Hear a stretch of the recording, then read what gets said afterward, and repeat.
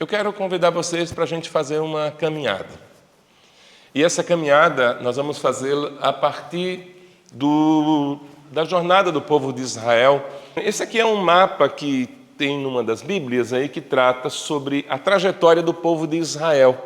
Desde que saiu do Egito, se você observar aqui, nós estamos onde tem aquele círculo ali, é justamente a região do Mar Vermelho. Israel saiu do Egito, passou o Mar Vermelho ali em algum ponto, e agora nós estamos ali entre Mara e Elim. E a primeira ministração que eu quero fazer com vocês tem a ver com esse texto, que está no livro de Êxodo. E eu quero convidar você para abrir a sua Bíblia e a gente pensar um pouco sobre isso. Êxodo capítulo 15, a partir do versículo 22. Todos nós estamos, de alguma forma, em algum ponto da jornada espiritual da nossa vida. Alguns podem estar mais tempo, outros podem estar menos tempo. Não importa em que momento você esteja, o fato é, você e eu estamos numa jornada. E na jornada em que nós estamos, algumas coisas vão acontecer, quer queiramos, quer não queiramos. Quer tenhamos fé e quer não tenhamos fé. Tem gente que acha que se tiver fé, nada acontece, nada de ruim. Isso não é uma verdade bíblica. A gente sabe que mesmo gente com muita fé enfrentou situações extremamente difíceis. A fé não é apenas para a gente não enfrentar momentos difíceis. A fé é para a gente permanecer firme, mesmo quando a gente enfrenta momentos difíceis. E a gente precisa ter um conceito de fé um pouco diferente daquilo que habitualmente a gente ouve. Pelo menos duas coisas têm que ter a ver com fé. É um conceito mais teológico, no sentido quando a gente diz assim, é a convicção que a gente tem. Eu tenho uma convicção de fé. Isso tem a ver com crença. Tem a ver com aquilo que eu acredito, com aquilo que molda a minha vida. Isso é uma convicção de fé. Se eu digo eu sou cristão, por exemplo, e eu vivo com base na minha convicção de fé, eu vou agir como um cristão. Então isso tem a ver com uma fé de convicção, isso tem a ver com uma fé crença. Eu digo eu sou cristão e a Bíblia diz que se o inimigo tiver fome, eu bato nele porque é a oportunidade que eu tenho de eliminar o inimigo. É isso? Não. Então, a minha conduta de fé me diz que se um inimigo estiver com fome, e mesmo que seja um inimigo que tenha uma intenção de até de querer me matar, eu não posso negar comida para ele. Olha que coisa louca é a fé no sentido das convicções que eu desenvolvo. E também tem um outro conceito de fé, para a gente precisar viver. A fé como a convicção das coisas que eu não estou vendo, mas eu estou esperando. Aí nós temos uma outra definição para a fé. Enquanto eu falei da fé como uma convicção do conjunto de crenças que eu tenho, eu também tenho que viver a fé como uma esperança daquilo que Deus pode fazer, daquilo que Deus é capaz de fazer na minha vida. Mas eu também preciso desenvolver essa mesma convicção de fé para, mesmo que Deus não faça nada, num determinado contexto da minha vida, a minha fé me mantenha firmado em Deus. Aí eu vou pensar naquilo que Jó disse, mesmo que Deus me mate, eu vou defender os caminhos dele. Eu vou defender o meu caminho diante dele. Já pensou? Então, essa é uma fé que não depende do que Deus está fazendo, mas é uma fé que se fundamenta em quem Deus é. O texto que nós vamos ler nessa manhã nos vai falar um pouquinho sobre como Deus está trabalhando para nos ensinar a viver uma vida de fé em qualquer que seja a circunstância. Veja bem essa narrativa bíblica que está descrita em Êxodo, capítulo 15, de 22 a 27. Fez Moisés partir a Israel do Mar Vermelho e saíram para o deserto de Sur. Caminharam 3 dias no deserto e não acharam água. Afinal chegaram a Mara. Todavia não puderam beber as águas de Mara, porque eram amargas. E por isso chamou-se-lhe Mara. E o povo murmurou contra Moisés, dizendo: o que havemos de beber? Então Moisés clamou ao Senhor, e o Senhor lhe mostrou uma árvore. Lançou-a Moisés nas águas, e as águas se tornaram doces. Deu-lhes ali estatutos e uma ordenação, e ali os provou. E disse: se ouvires atento a voz do Senhor teu Deus, e fizeres o que é reto diante dos seus olhos, e deres ouvidos aos seus mandamentos, e guardares todos os seus estatutos, nenhuma enfermidade virá sobre ti, das que enviei sobre os egípcios, pois eu sou o Senhor que te sara. Versículo 27. Então chegaram a Elim, onde havia 12 fontes de água e 70 palmeiras, e se acamparam junto às águas. Versículo seguinte: partiram de Elim. E toda a congregação dos filhos de Israel veio para o deserto de Sim. Senhor, em nome de Jesus, nós pedimos graça para que, por meio da Escritura, por meio da explicação daquilo que a Tua palavra nos diz, nós possamos, ó Deus, crescer, desenvolver, ó Deus, uma fé que não apenas tem dogmas, mas uma fé viva, uma fé que confia no Teu caráter, uma fé que confia em quem Tu és, uma fé que nos dá força para viver em qualquer que seja a circunstância. Muito obrigado, Senhor, em nome de Jesus. Amém. Bom, eu não sou metodista, e se eu falar alguma heresia aqui contra as doutrinas metodistas, aí o pastor Hildo depois corrige. Como ele é bispo, aí fica com mais autoridade ainda, tão tranquilo. Mas eu espero que na nossa conversa dessa manhã, que nesse tempo de reflexão bíblica, a gente consiga pensar um pouco sobre essas revelações dessa jornada espiritual. Quando você olha para a sua história, você consegue perceber como Deus, ao longo da sua caminhada, tem se revelado na sua vida? Você consegue enxergar e dizer assim: puxa vida, isso aqui foi Deus. Deus estava aqui. E é isso que a gente começa a perceber num contexto como esse. Pensem bem, Israel estava no Egito. E lá no Egito ficou por 400 anos, 430, a gente não tem um número exato, mas pensemos aí em 4 séculos de uma situação de escravidão. Deus levantou um homem chamado Moisés, e Moisés tinha uma missão extremamente difícil: convencer Faraó a libertar um povo, tirar aquele povo do Egito e levar aquele povo para uma terra prometida. Essa terra prometida é a mesma terra que Deus havia mostrado e prometido a Abraão. Quando a gente olha para a história, a gente vai ver que Abraão estava muito longe das terras de Israel, a pelo menos 1.500, 1.600 ou talvez até 2.000 quilômetros de distância. Deus fala com Abraão, promete a Abraão algo e diz a Abraão que ele tem uma terra, e Abraão precisava crer, Abraão precisava ir. E Abraão abandona tudo e vai. Só que isso passou o tempo. Nós estamos pensando em Abraão por volta do ano, pelo menos o ano 1600, 1650 antes de Jesus. E agora nós estamos falando por volta do ano 1300. Passaram-se mais ou menos 3 séculos, 4 séculos aí entre uma coisa e outra. E talvez até um pouco mais.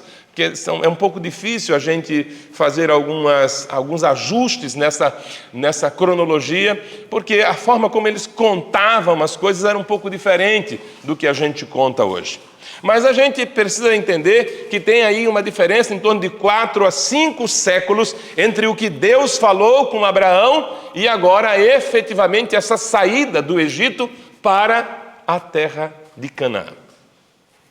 Deus então tira o povo de forma miraculosa, o povo sai do Egito, atravessa o Mar Vermelho, que eu não consigo imaginar como é que é um cenário daquele.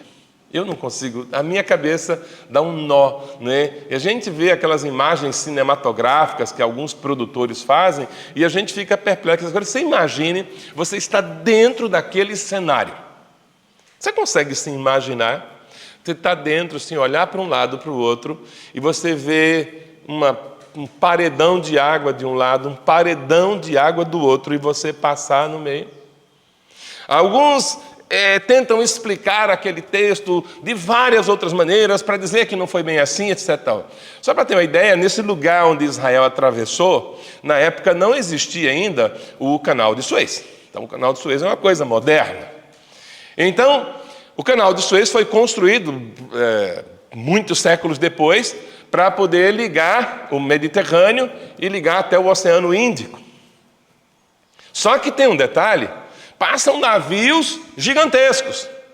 E alguém disse, não, é que de vez em quando dá um ventinho lá e separa. Agora você imagine se um fenômeno desse fosse um fenômeno natural, ele continuaria acontecendo até hoje. E nesse lugar passam navios assim gigantescos. E para passar navio gigantesco tem que ser fundo, não dá para ser 5 metros de profundidade.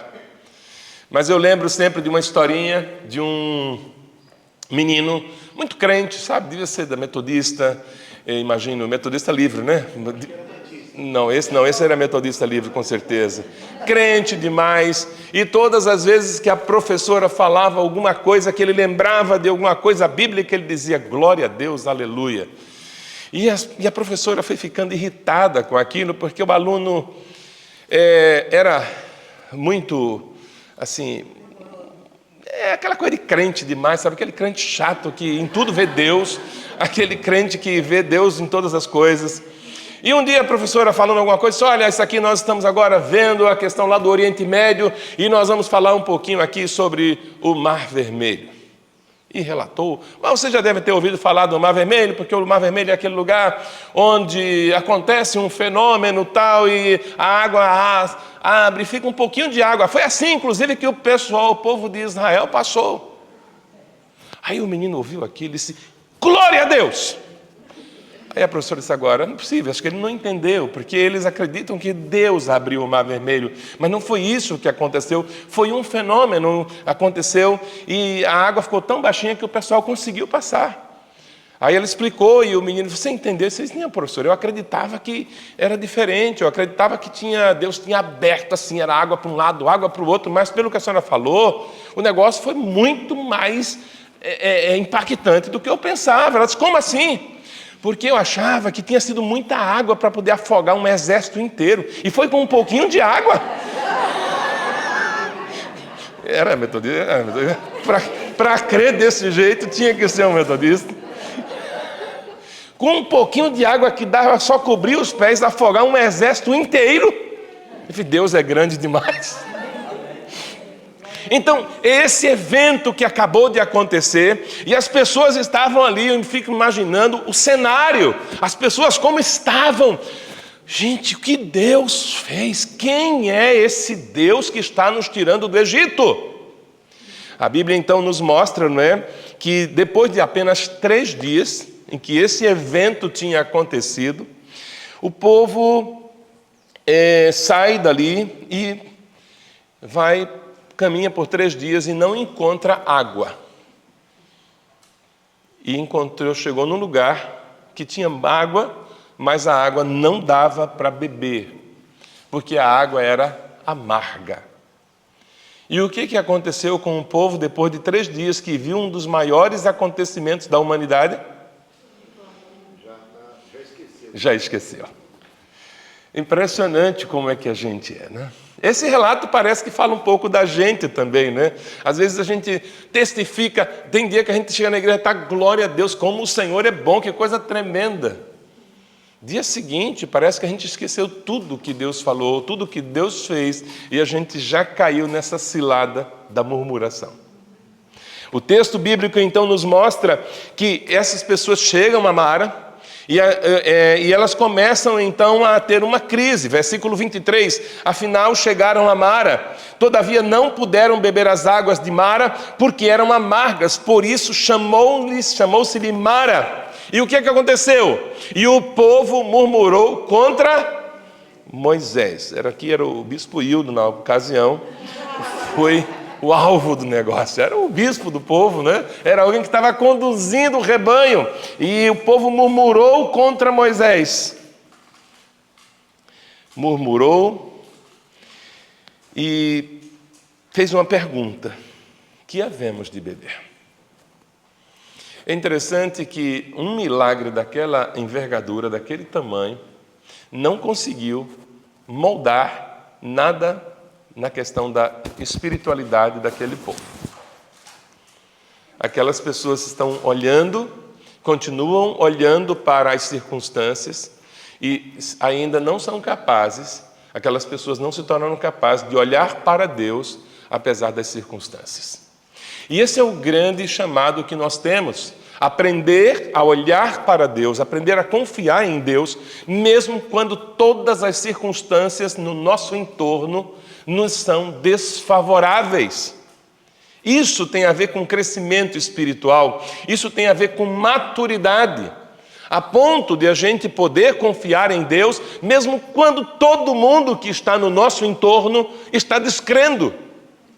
É para isso que nós fomos chamados. O significado dos dois lugares que aparece nesse texto é muito interessante. Mara, o significado da palavra Mara tem a ver com amargura, com amargo. Lembram de Noemi? Quando passa por aquela situação, ela diz: não me chamem mais Noemi.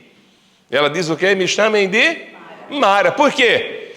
Porque eu estou amargurada com tudo o que me aconteceu.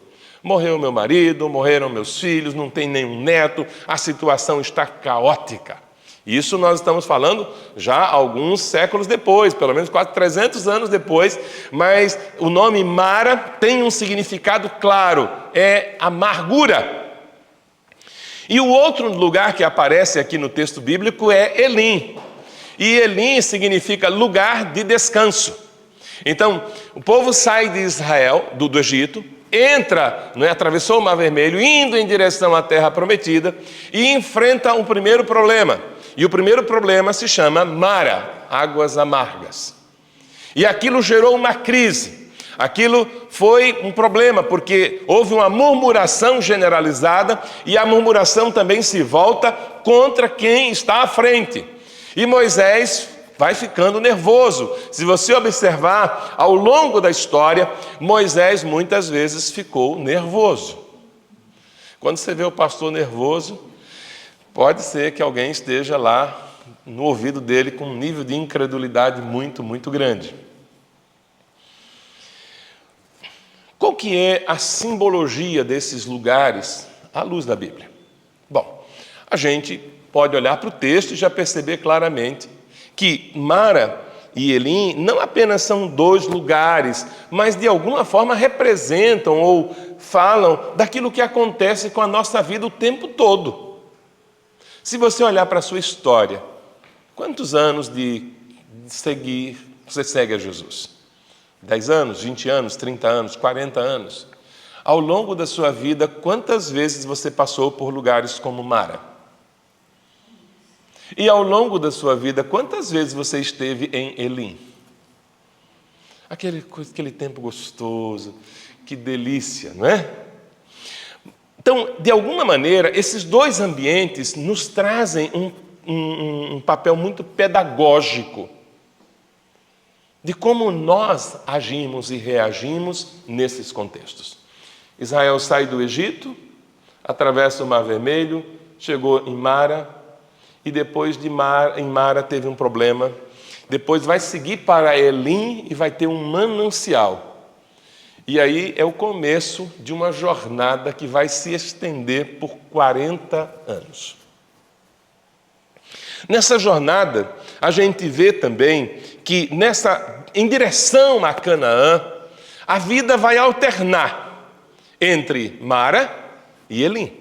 Parece que de alguma forma Deus estava dizendo: essa vai ser a jornada de vocês daqui para frente, até que eu consiga gerar no coração de vocês um nível de fé, um nível de convicção espiritual, mas tão extraordinário que vocês sejam capazes de não se perderem nem em Mara e nem em Elim. Aleluia. porque é um problema. Elim, de certa forma, é pior do que Mara. Porque Elim pode desencadear na gente uma murmuração, é verdade. Mas muitas vezes a nossa murmuração, ela se transforma até em forma de oração. Ah, Deus, que vida, que tragédia, é uma oração, de alguma forma. Agora, Elim tem uma tendência de nos fazer esquecer completamente de Deus. Quando muitas pessoas chegam em Elim, no lugar do descanso, no lugar onde tudo funciona bem, no lugar onde pode passar, assim, dizer assim, não, pode passar o cartão aí que tem dinheiro. Não tem problema. Elim é assim, sabe? É aquele negócio, a mulher fala assim, aniversário de casamento, eu queria ir num restaurante, ele fez escolha. Olha só, quantas de vocês aqui o marido já falou assim, escolha. Não, mas aquele é caro. Não tem problema.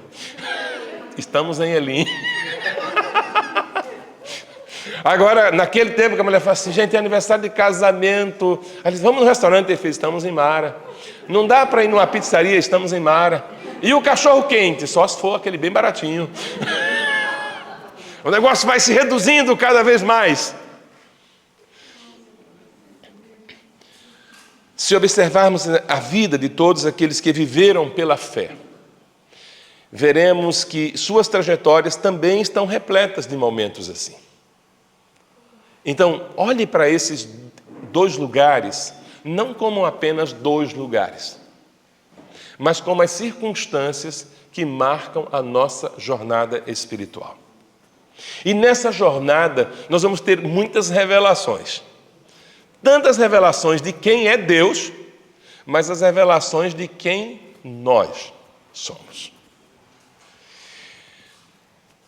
É interessante que a gente se surpreende quando a gente descobre quem é Deus. Se surpreende. Puxa vida, eu não sabia que havia esse lado de Deus. Mas quando Deus começa a revelar quem nós somos, nós temos muito problema com isso. Porque na maioria das vezes, eu não gosto exatamente de quem eu sou. Eu prefiro ser Esaú a ser Jacó. Quando está naquela situação e Isaac pergunta, quem é você, meu filho? Eita, e agora? Eu sou Esaú. Mas você tem cheiro de Jacó, mas eu sou Esaú. Você não tem pelo igual a Esaú. Você parece Jacó, não, eu sou Esaú. Às vezes a gente faz uma luta enorme para parecer alguém que a gente sabe que não é, mas que a gente não admite que é. E nem Deus pode dizer o contrário, porque se disser a gente fica chateado. Olha, fiquei chateado do senhor falar isso. Então, nessas revelações, a gente começa a se perceber. A gente vê que aquele povo que foi tirado do Egito começa a ter saudade de coisas muito interessantes. Você lembra de algumas coisas que eles citam na caminhada que eles têm saudade? Cebola, hein? Cebola. A pepino, gente. Já pensou? Como era gostoso comer aquela salada de pepino. Como era gostoso comer aquela cebola. E tem hora que ele fala assim, gente, a gente tinha carne à vontade. Olha, eles já esqueceram que o faraó estava fazendo com eles. A gente tinha comida, a gente tinha abundância. E ele começa uma murmuração contínua. Então você começa a perceber que bate uma espécie, que essas circunstâncias da vida revelam também muito da nossa cegueira espiritual. Então Mara e Elim vão nos levar para esses tipos de situações.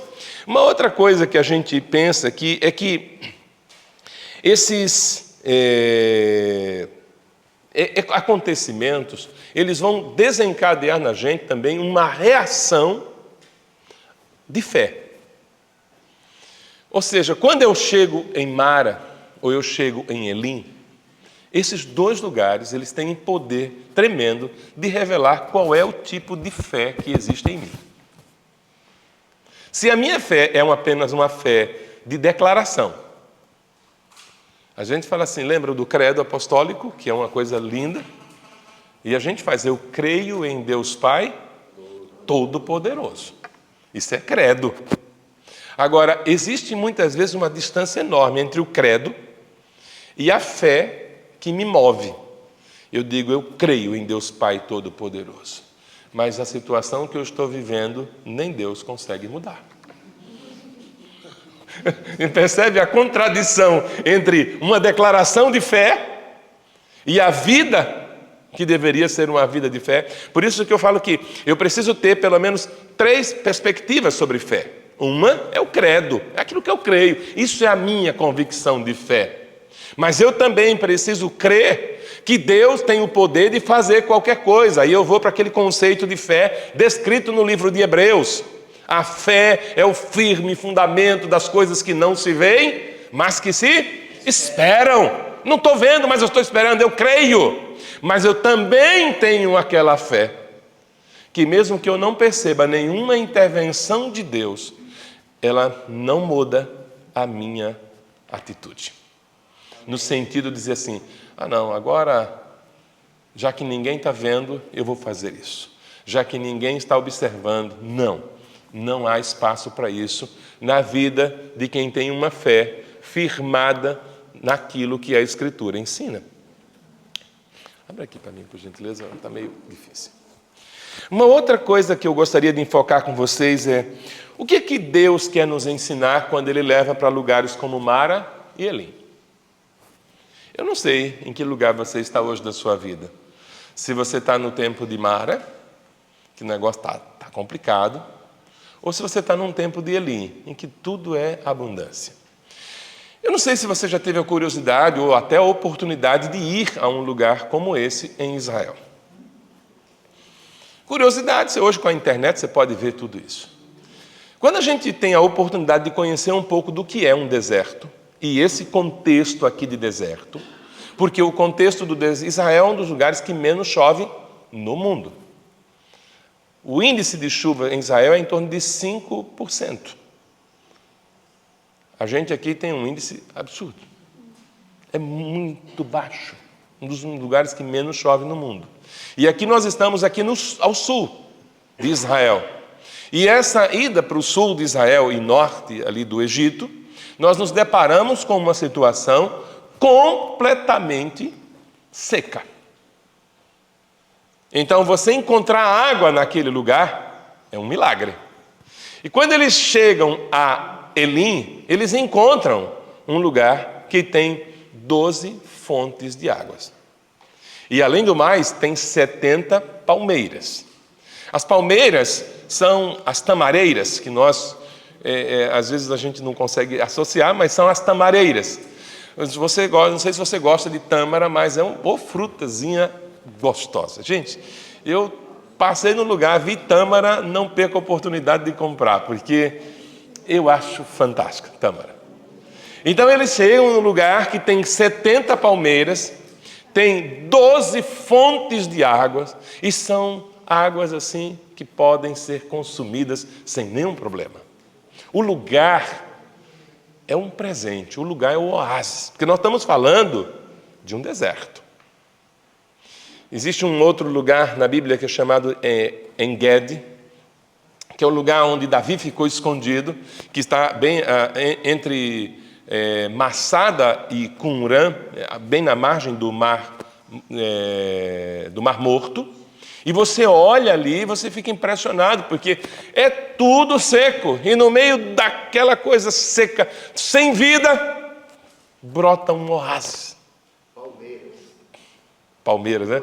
Ele gostou do lugar, né? Eu desconfio o motivo. Isso que é perigoso, Cristo. Se é perigoso, vai ficar 70.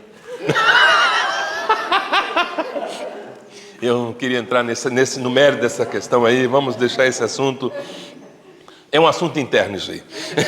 Deixa esse assunto para São Paulo. Deixa esse assunto para São Paulo, né? Em Mara existe a possibilidade. Agora, quando eu estou em Mara, que é aquele lugar das águas amargas, existe possibilidade de milagres. Quando eu estou em Elim, geralmente eu nem busco por milagres, porque está tudo tão maravilhoso que o próprio lugar é um milagre. Gente, para que é que eu vou orar se está tudo certo?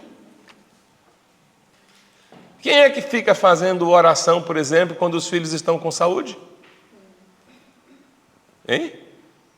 Eu não estou falando, a gente pode fazer um tipo de oração, dizer obrigado pela vida do meu filho, etc. Mas quem é que fica fazendo campanha de oração quando alguém está com saúde? Você conhece alguém? Então vamos fazer campanha de oração porque está com saúde. Faz? Pelo menos não faz. Agora, quando adoece, aí a gente faz campanha de oração, até corrente de oração, muro de oração, não sei o que tem mais. Em Mara, nós aprendemos uma coisa, e é isso que a gente tem que tomar muito cuidado. Se a gente não tem uma fé genuinamente bíblica, a gente cai na murmuração com muita facilidade. Então, entrar em Mara ou Elim são lugares ou ambientes que Deus usa para revelar qual é a natureza da fé que está em mim. A gente gosta muito de ler sobre fé, mas a gente gosta de ler sobre fé das pessoas que oravam e moviam montanhas. A gente não gosta muito de ler, por exemplo, Hebreus 11. Aquele capítulo de fé, a gente não é uma coisa que agrada muito a gente. Até quando ele vai falando da definição, está ótimo. Mas quando ele passa a relatar o que aquelas pessoas que viveram por fé sofreram, aquilo nos aflige. Porque aquele tipo de fé nós não estamos habituados a ter, ou nós não queremos ter. Em Mara, existe uma possibilidade de milagres que muitas vezes está diante dos nossos olhos e nós não conseguimos enxergar. O que aconteceu na passagem bíblica? A Bíblia diz que o povo murmurou e Moisés, então, foi clamar a Deus. Veja só, nós temos ali um grupo, talvez 3 milhões de pessoas. Talvez um pouco mais. Alguns estimam ali até 5 milhões de pessoas. Não sabemos o número exatamente. Mas o fato é que parece que a única pessoa que vai falar com Deus sobre aquela problemática inteira é Moisés. Porque Moisés já tinha tido uma caminhada com Deus de 40 anos pelo deserto. Moisés já havia aprendido que, em qualquer que seja a circunstância, nós podemos recorrer a Deus. Em qualquer que seja a circunstância, nós podemos falar com Deus. As pessoas se voltam contra Moisés. E Moisés vai falar com Deus. Moisés vai falar com o Senhor. E a Bíblia nos diz que o Senhor lhe mostrou uma árvore.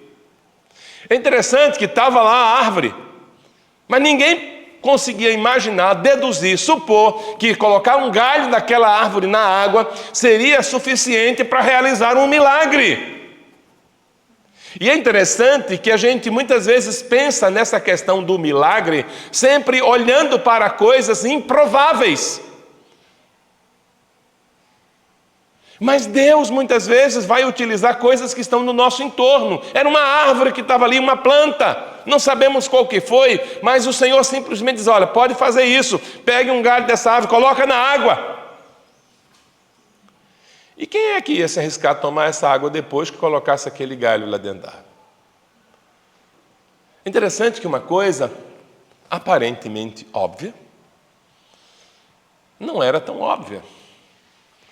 Porque o Deus que fez aquele negócio espetacular de abrir o mar também usa coisas que estão no nosso entorno. Coisas que estavam lá, disponíveis. É o azeite da viúva que ele pegou, que já estava lá. Então, aprenda a confiar em Deus, a ponto de Deus fazer o sobrenatural e também usar o natural. Lembre de Elias quando está na questão, ele diz, olha, Deus diz, tem um riacho em tal lugar. Vá lá para o riacho, e ele foi. Agora, não tinha comida. Então, aquela passagem bíblica de Elias, de Reis 19, nos mostra uma coisa muito... 17, aliás, nos mostra uma coisa muito interessante. Ou seja, Deus usa o natural, que é o riacho, e usa o sobrenatural, porque são corvos que vão levar alimento. Onde é que eles encontravam aquela comida? Onde é que eles estavam buscando aquela comida? Eu não sei se algum de vocês já tem algum estudo que dê uma informação sobre isso. iFood. É boa. iFood celestial. Então... Tem uma passagem no Pequeno Príncipe que também diz que o essencial é invisível aos olhos. É verdade. Aquele livro tem umas frases nele que são muito... Tem princípios muito bonitos que podem ser utilizados dentro dessa compreensão do que é viver pela fé. Aquela árvore, de alguma forma, era invisível para as pessoas. E é interessante que quando a gente é tomado pela amargura, a gente cega. A gente não consegue ver mais nada. Nada. Por isso que uma das coisas que a gente tem que tomar muito cuidado é aquilo que a advertência que a Bíblia nos diz em Hebreus 12:15. Não haja em vós nenhuma raiz de amargura que, brotando, vos perturbe e contamine os demais. Você quer ver uma coisa interessante? É mais contagioso que o Covid. É, e é verdade. Se uma pessoa amargurada, começar a falar na sua frente, em poucos minutos, se você não vigiar, você vai estar também amargurado. A sua amargura, às vezes, é contra a pessoa que está lá na frente amargurada, mas já contaminou você. E é interessante que, às vezes, alguém que está amargurado começa a falar mal de uma outra pessoa. Você nem conhece a pessoa. E se você conhece aquele que está amargurado, você já começa a ficar amargurado contra a pessoa da qual ela está falando. A sua razão some. Você não é nem capaz de perguntar, será que foi isso mesmo que aconteceu? Não tem espaço para isso. Então, essas circunstâncias de Mara e Elim, elas começam a nos revelar. E a gente vai sendo percebido. A gente vai sendo colocado assim no telhado, como usando a expressão de Jesus. Jó 42:5. A gente sabe do sofrimento de Jó. Alguns estudiosos dizem que aquele sofrimento de Jó durou 3 anos. 3 anos. 3 anos aquela situação. E aquilo foi tão terrível que revelou aspectos de Jó, que era um homem bom, um homem íntegro, um homem reto, um homem que temia Deus, que chegou uma hora que Jó disse assim, a melhor coisa do mundo era eu não ter nascido. Veja bem que um homem que era íntegro, um homem que era reto, um homem que se desviava do mal, um homem que temia a Deus, ao passar por uma pressão terrível, chega ao ponto de dizer, era melhor que eu não tivesse nascido. Um aborto era muito melhor do que eu. O que é que isso mostra? Que a natureza humana, em qualquer contexto, ela é a mesma. Como é que Deus vai trabalhar isso comigo? São as circunstâncias de Mara e de Elim que vão revelar exatamente quem eu sou, para que Deus possa moldar o meu caráter, possa se revelar a mim e me moldar a sua imagem e semelhança.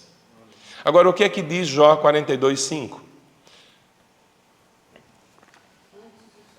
Antes eu te conhecia de ouvir falar, mas agora os meus olhos te veem.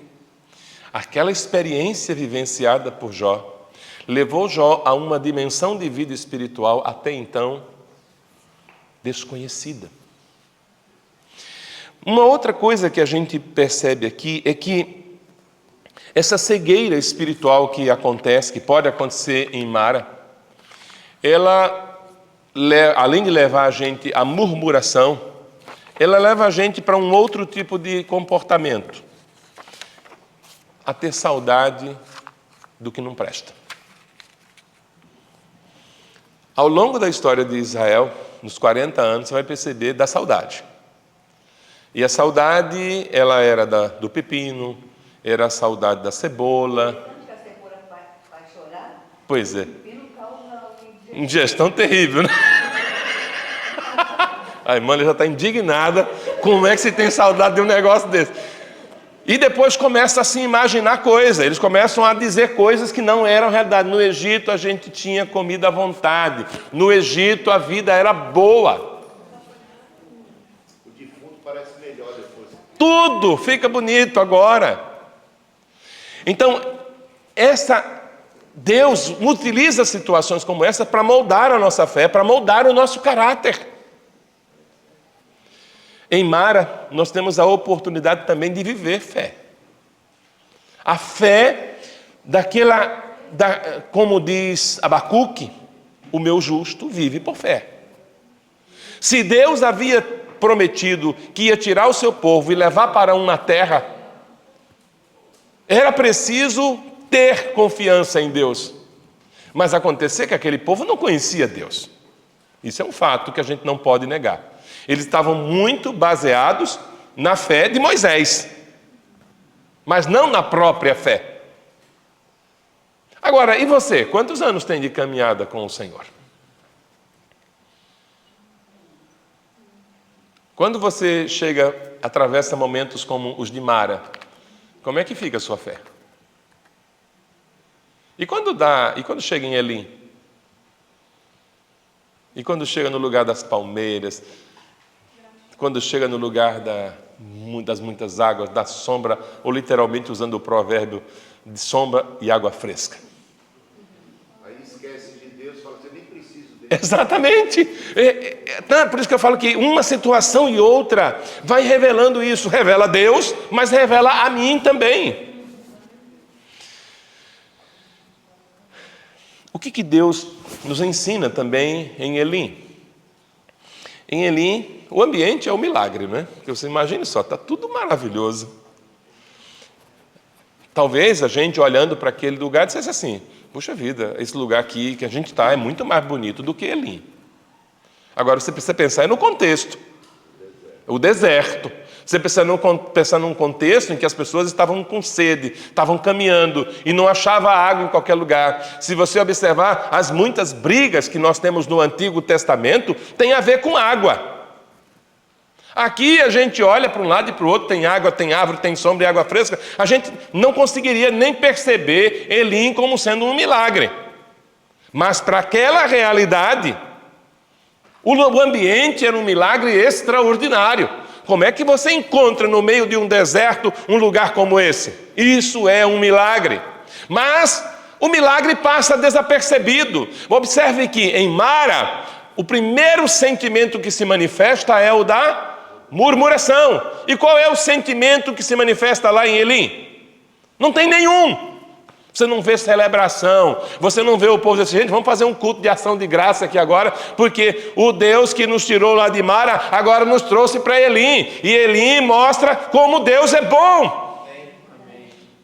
Mas a gente não percebe, porque a gente se encanta tanto quando a circunstância está favorável, que a gente já não tem mais espaço, nem para Deus. Eu vou contar uma historinha que Quantos minutos eu tenho ainda, pastor? Você tem todos os minutos aí. Puxa vida, não fale isso não. Não fale isso para pastor Batista não, que é um perigo. Aproveita que estamos em Elim. Então, ô glória. Vai que volta para o deserto de novo. Pois é, daqui a pouco tem uma caminhada pelo deserto. Então, preste bem atenção nessa historinha. Tinha um irmão, um jovem. Chegou, pastor, eu queria que o senhor orasse por mim. E o pastor disse, qual que é o pedido de oração? Ele disse, é que eu estou casado, está recém-casado, estou desempregado, está complicada a situação. E se tem uma das coisas que eu tenho muita vontade é de ser dizimista aqui na igreja.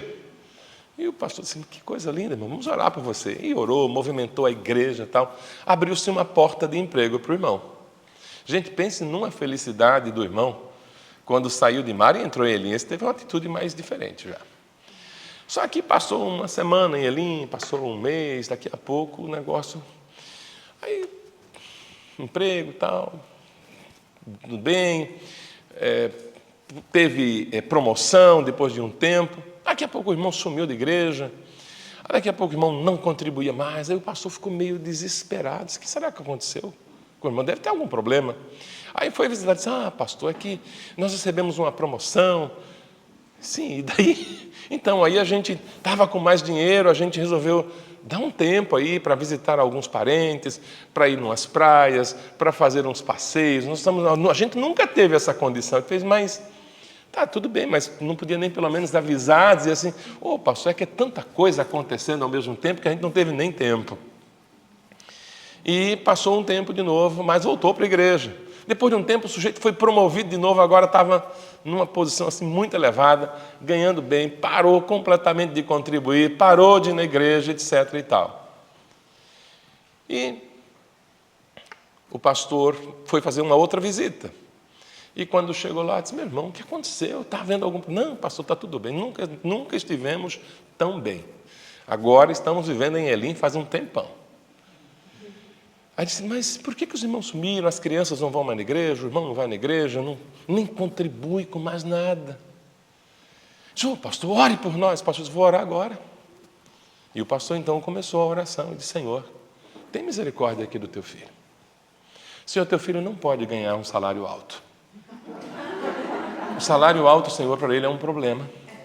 Senhor, demite-o desse emprego. Senhor, coloca ele numa função daquelas em que ele precisa pedir oração toda semana para que o dinheiro dê para comprar o pão, para que o dinheiro dê... Porque só assim ele consegue depender mais do Senhor. O irmão entrou em desespero. Pastor, que oração é essa? Ele fez, irmão, é a única forma que eu vejo de manter o irmão firme na fé. É se o irmão ficar numa circunstância em que tenha que lembrar que depende de Deus todo dia. Meus irmãos, muitas pessoas, infelizmente, parece que não crescem nunca. Eu não conheço a sua jornada espiritual. Eu não conheço a sua caminhada. A questão é, quando você está em Mara, o que se revela em você? Revela-se murmuração? Ou revela-se ingratidão? Ou dependência de Deus? Senhor, eu estou numa situação difícil, mas preciso do teu socorro. E quando você chega em Elim, o que revela de você? Louvor, gratidão e continuar dependendo de Deus? Irmãos, quem entende o Evangelho depende de Deus em toda e em qualquer circunstância. Quem entende o Evangelho depende do Senhor e em toda e em qualquer circunstância.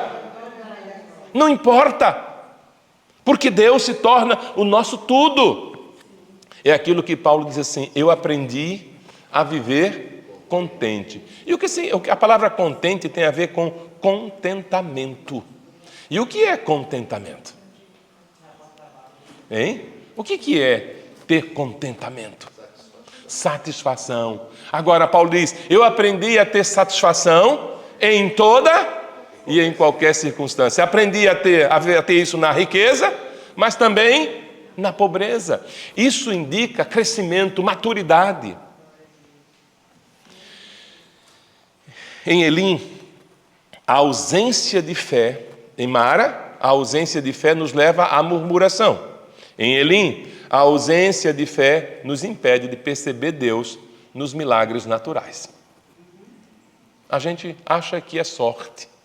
A gente acha que a gente fez boas escolhas. A gente acha que a gente é muito bom. Gente, olha, se tem uma coisa que eu sou bom é em fazer negócios. Rapaz, onde eu ponho a mão, o negócio vai. Viva eu. Viva eu. Glória a mim mesmo. Senhora? É a quarta pessoa da Trindade. E assim vai. E a gente tem visto isso. E olhe para o que está acontecendo. Por que a internet hoje tem sido um dos maiores instrumentos para dar golpes nas pessoas? Porque as pessoas que dão golpes, elas apresentam exatamente isso. Para que você entenda, ela fala que você tem algo dentro de você que você não descobriu, você tem um potencial enorme, que você é isso, que você é aquilo, que você é aquilo outro, que você vai ganhar muito dinheiro, que você vai isso. E eles, eu fiz isso. É completamente ausência de Deus. Queridos, eu não duvido da sua capacidade, e a Bíblia mostra que Deus dá habilidades às pessoas para fazerem coisas diferentes.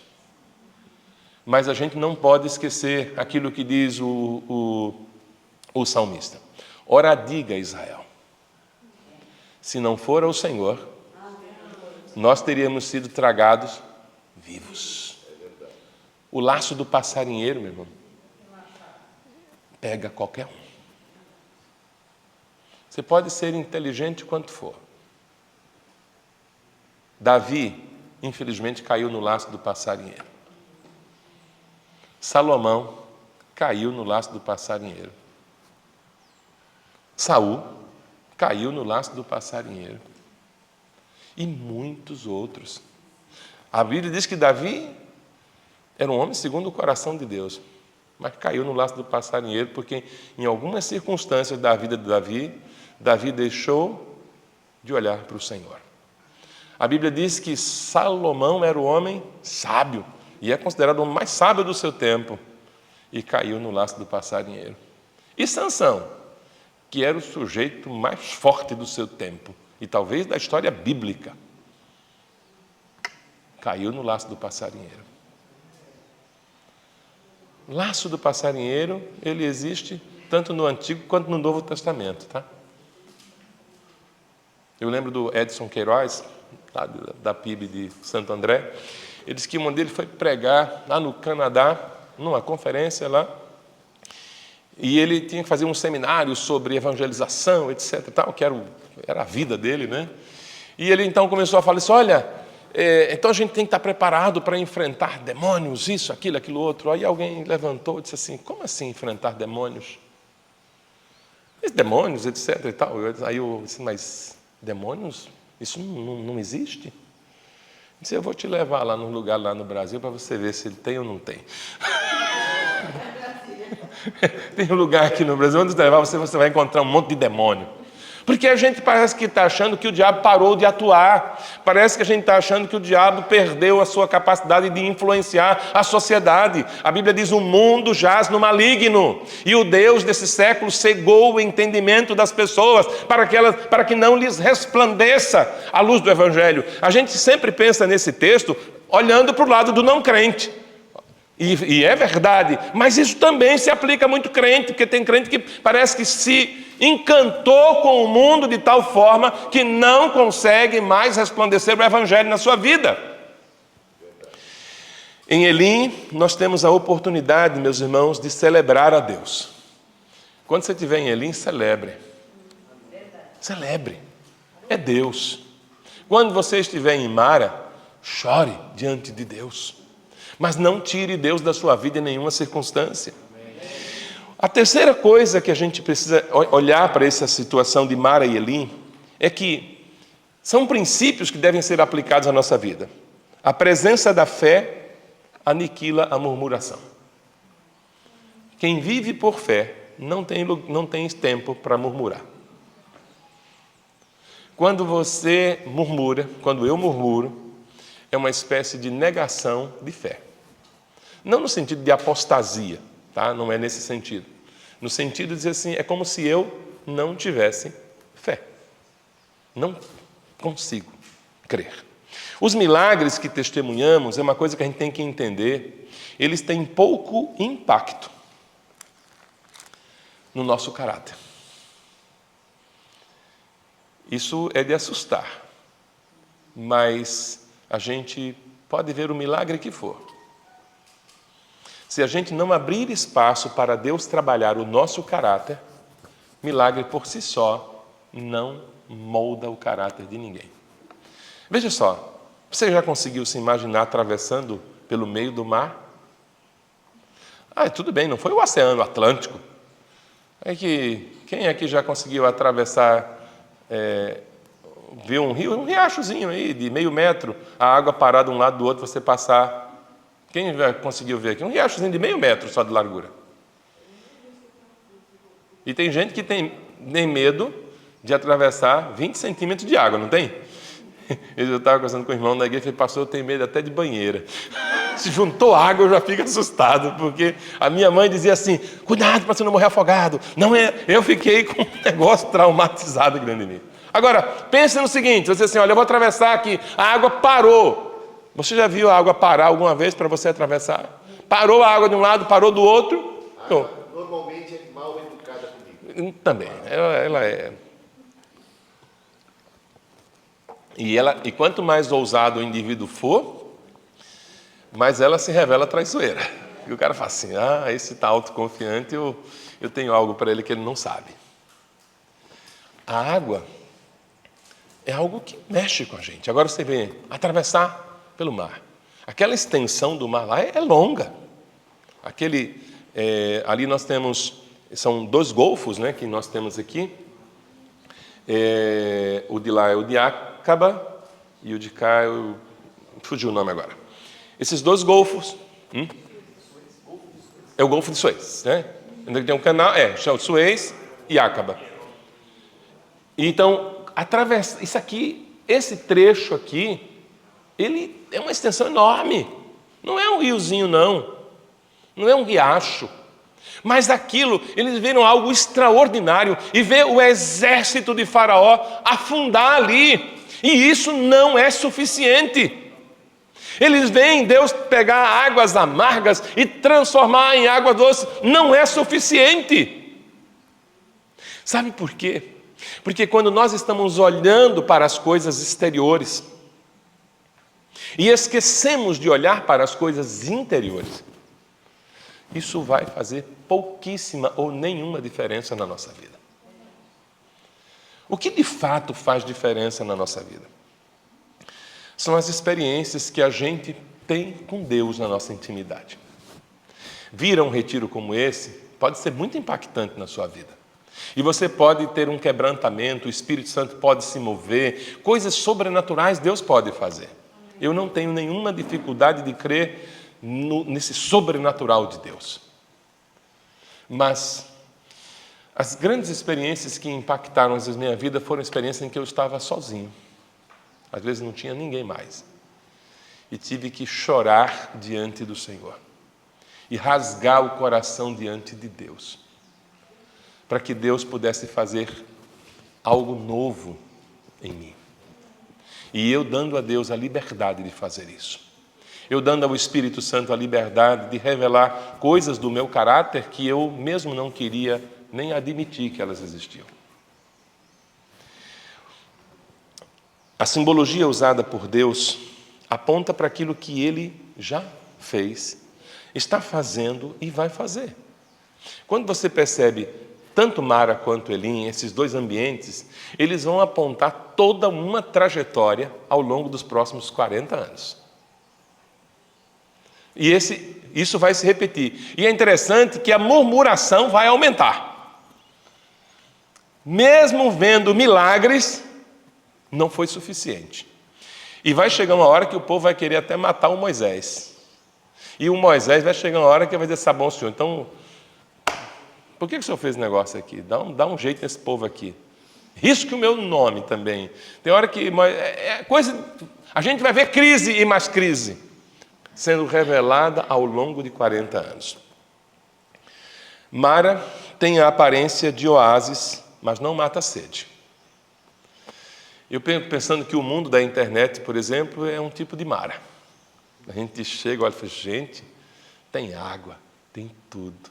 E muita gente está mergulhando, está entrando nessas águas. E a gente está vendo muita gente se afogar nesse mundo. Pastores, líderes de louvor, gente que era uma bênção na igreja, gente que depende muito mais de seguidores do que de Jesus. E a internet tem um nível de crueldade pouco visto até então. Ninguém respeita mais o espaço do outro. Não tem espaço. Esses dias eu... Não sei se eu posso falar disso aqui. Mas na época das eleições passadas, estava aquela discussão enorme de um lado. Gente dizendo, eu sou Lula, eu sou Bolsonaro, eu sou não sei o quê. E eu falei, meu Deus, e eu sou de Jesus. Eu não vou entrar nesse negócio, não. Essa foi a minha posição. Não vou entrar nessa insanidade. Aí, no dia 7 de setembro, teve lá um 7 de setembro fatídico, houve uma convocação dos crentes para fazerem uma coisa de doido. E alguns pastores até defendendo as pessoas a pegarem em armas. Gente, eu fiquei perplexo com aquilo. E na minha, assim, inocência, ou na minha insanidade, não sei, e eu achando que eu tinha alguma contribuição a dar, resolvi parafrasear um texto bíblico. Parafrasear porque eu criei uma frase a partir do texto bíblico, mas era literalmente o texto, falando de que Jesus nos chamou para ser pacificadores. Gente, eu publiquei esse texto. Eu só não fui chamado, eu não sei nem do que mais, que eu parei de ler o restante dos comentários. E eu observando, e as pessoas mais acabaram comigo. E eu disse, meu Deus, aí teve uma irmãzinha, foi a única para a qual eu respondi. Uma irmãzinha de uma cidade vizinha da minha lá, mas acabou comigo. Que eu era um comunista, que eu era não sei o quê, que eu tinha... Eu falei, gente, eu só citei uma... Aí eu fui e disse, minha irmã, se porventura eu citei alguma coisa que não é bíblica, que é uma heresia, por favor, me mostre, porque se eu fiz isso, eu vou me penitenciar e vou pedir perdão pelo que eu falei. Foi só uma frase, eu não fiz nem... Não expliquei a frase, nada. Porque na cabeça daquela irmã, o fato de eu não ter declarado um apoio ao candidato que ela supunha que era a pessoa que Deus estava levantando, era suficiente para ela acabar comigo. Uma mulher que nunca me viu, que não conhece a minha história, que não sabe o que eu vivi por causa do Evangelho, ou sofri, ou deixei de sofrer, que não conhece a minha família, que não conhece os meus filhos, que não me conhece. Digo, pessoa, que mundo cruel é esse? Porque se eu tivesse feito alguma apologia a alguma situação, eu até estaria dando a liberdade dela ou de qualquer outra pessoa me fazer uma crítica. Mas não foi isso. Simplesmente eu disse que o Evangelho é uma mensagem de paz. E quem é discípulo de Jesus foi chamado para proclamar a paz e não para pegar em armas. Foi essa frase que eu falei. Amém. Foi isso que eu escrevi. E essa irmã decidiu me ofender por causa dessa frase. Eu fiquei me perguntando depois, o que se passa na cabeça de alguém que decide ofender uma pessoa que defendeu, que falou de uma coisa que é o Evangelho, porque o Evangelho é isso. O Evangelho não é diferente disso. Qualquer outra coisa que alguém tenha dito que contrarie isso está fora do Evangelho. Jesus foi muito enfático sobre isso. Mas não, ela não tinha. Ela não respondeu mais, eu também disse, não vou entrar nessa discussão. Mas o que a gente percebe? Que esse mundo é um mundo de Mara. E as pessoas entram nele, estão entrando nele, achando que a água está boa, e não está. Mara é um lugar que nos chama, não é? Para exercer fé. É um lugar que nos convida para dobrar os joelhos. Eu quero concluir essa fala nessa manhã pensando mais duas coisinhas só. Quando nós não percebemos essa tensão entre Mara e Elim, podemos desenvolver atitudes e posturas muito equivocadas, tanto para com Deus, quanto na própria caminhada cristã. Podemos nos tornar cristãos doentes, que perdem o sentido do que é viver por fé. E tratam o Evangelho como um negócio. Ou seja, se não está dando resultado, o que é que eu estou fazendo aqui? A gente se encaixa nesse discurso que a gente ouve de algumas comunidades, de algumas igrejas, que começam a associar recursos financeiros, prosperidade, com viver por fé. E isso não tem base bíblica. Não tem nenhuma base bíblica. Eu não tenho nada contra ninguém ter uma vida próspera, de forma alguma. Mas temos que entender prosperidade como bênção, dom de Deus, um ministério que Deus dá para pessoas desenvolverem o reino.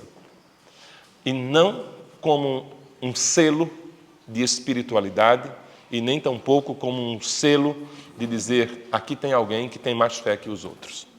Porque se isso fosse verdade, a gente teria que jogar fora a maior parte do Novo Testamento. Pegar e jogar no lixo, isso aqui não serve. Nós temos que ficar atentos para que não cairmos nas seguintes tentações. Quando estivermos em Mara, e ao percebermos que outros estão em Elim, porque a fase é diferente. Às vezes tem na própria igreja aquele irmão que chega no culto e dá um testemunho, diz, irmãos, eu estou em Elim.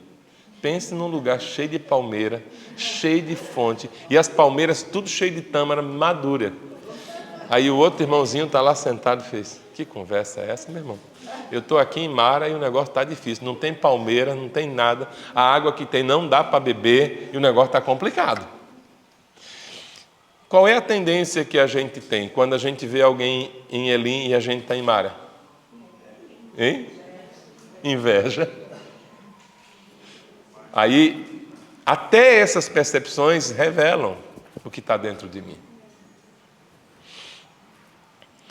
Espírito de murmuração, espírito de autocomiseração, inveja, agressão. Às vezes a gente começa a agredir os outros. E quando estivermos em Elim, também não cairmos na tentação de achar que somos melhores do que os que estão passando por Mara.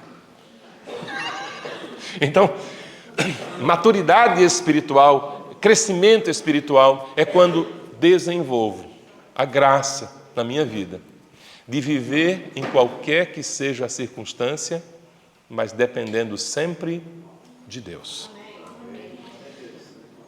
Eu quero orar com você. Mas olhe para isso aqui mais um minutinho. Opa. Israel sai do Egito, estava em Mara, foi para Elim. Isso aqui acontece num período de uma semana, aproximadamente, é o que a gente está vivenciando aqui. Entre a travessia do Mar Vermelho e até Elim. Só que todo esse tracejado aí vai ser o caminho percorrido por Israel nos próximos 40 anos. Olhando para o lado de cá agora, para minha ali. Está vendo onde está lá Edom? Aí nós subimos um pouquinho mais, Moabe, Monte Nebo. Apareceu ali o Monte Nebo. Depois que desceu o Monte Nebo, Moisés estava ali no Monte Nebo com o pessoal, já perto do Jordão. Aí vai acontecer um outro evento muito interessante ali. Já se passaram 40 anos.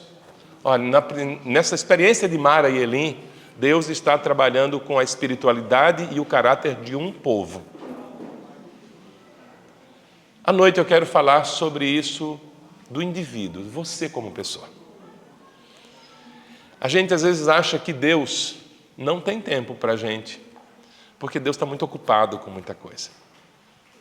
E às vezes as pessoas falam assim, eu não vou nem falar com Deus, porque, gente, Deus tem muita coisa. Se tem uma das coisas que me impressiona em Deus, é a capacidade que Deus tem de tratar com cada um de nós, mesmo que o mundo inteiro esteja num turbilhão. Deus me conhece. Deus é capaz de olhar para mim, de ouvir também a minha oração. Deus nem sempre vai dizer que eu tenho razão. Na verdade, na maioria das vezes eu não tenho. Eu discordo, porque eu acho que eu sempre tenho razão. A única vez que eu tenho certeza de que eu estava errado foi quando eu achei que eu estava errado. Dessa vez eu tenho certeza, né? Eu estava errado. Foi quando eu achei que eu estava errado, porque eu nunca estou errado. Mas Deus, de vez em quando, me decepciona e fala assim, você está errado. Eu falo, não estou, Ele está. Mas também esse Deus é aquele Deus que, apesar de todas essas minhas limitações, Ele ainda me trata com graça. E em circunstâncias extremamente improváveis, Deus pode olhar para o mais profundo do meu coração. Deus pode ministrar no mais íntimo da minha alma, de tal modo que, mesmo que haja milhões de pessoas no meu entorno, Deus é capaz de olhar exclusivamente para mim, exclusivamente para você. À noite eu vou falar um pouquinho sobre isso. Deus tratando com um povo, depois Deus vai tratar com pessoas, e amanhã de manhã eu quero indivíduos, e amanhã Deus vai tratar com as famílias. Como foi que Deus fez isso ao longo de 40 anos? O que Deus queria moldar na vida de um povo? O povo como um todo, cada indivíduo e as famílias. Vamos orar? Fique de pé, por gentileza.